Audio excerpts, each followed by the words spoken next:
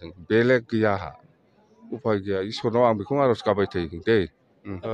उदालगुरि जिल्लानि BBCA नि जिथु थामथि दिनै थार्ड डे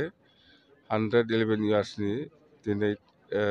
सानब्रैनि हाबाफारि लानानै बिथांमोना बर' बाप्टिस्ट चार्चआ बेवहाय सभा लिंदों बेनिनो दिनै थामथि सान गाबोन जोबगोन होनदों जायखिजाया आङो दिनै बे चार्चआव बे सभायाव फैनो मोननानै जोबोद गोजोननाय मोनदों आरो आङो बेखौनो इसोरनाव आर'ज गाबदों जे जोंनि BTCआव थानाय जेसेबां जाथि जन'गस्ति दं बयबो जाहाथे आलो गोजोनै सान्थियै थानो हायो बेखौनो आङो आफा इसोरनाव आर'ज गाबदों आरो मोनसे खोथा स्पस्त' आङो दहाय मेलाव सभानि मिटिङावबो आं बुंदों आंनि स्पिचआव आं बेखौनो दैलि आर'ज गाबखायो बियो सैथो खोथा आफा इसोरनाव आं दैलि आर'ज गाबो जे जोंनि BPF हान्जाया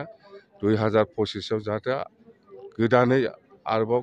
सरकार दाफिननो हायो बेनि थाखाय आङो आर'ज गाबखादों बेलेग गैया आंहा